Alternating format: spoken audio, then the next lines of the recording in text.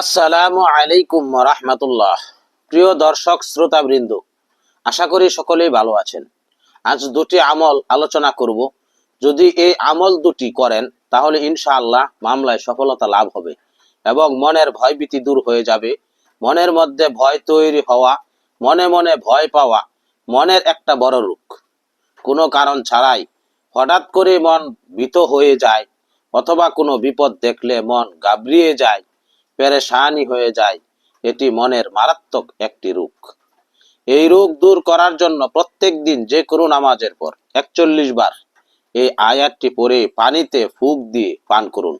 শুরুতে এবং শেষে 11 বার করে দুরূদ শরীফ পাঠ করুন। সে আয়াতটি হলো সূরা আর-রাদ আয়াত 28। আল্লাযীনা আমানু ওয়া তাতমাইন্নু কুলুবুহুম বিযিকরিল্লাহ আলা বিযিকরিল্লাহি তাতমাইন্নুল কুলুব।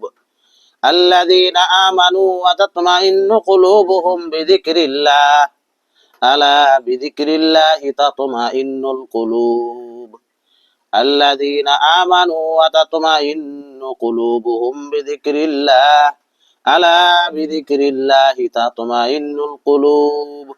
অর্থ, যারা বিশ্বাস স্থাপন করে এবং তাদের অন্তর আল্লাহর জিকির দ্বারা শান্তি লাভ করে, জেনে রাখো আল্লাহর জিকির দ্বারাই অন্তর সমূহ শান্তি পায়।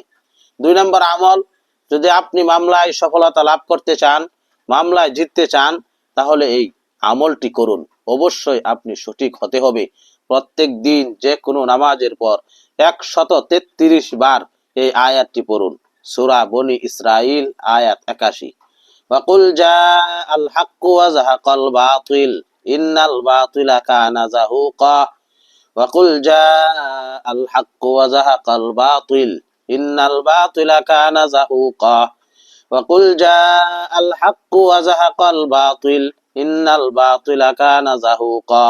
অর্থ, বলুন সত্য এসেছে এবং মিথ্যা বিলুপ্ত হয়েছে। নিশ্চয় মিথ্যা বিলুপ্ত হওয়ারই ছিল।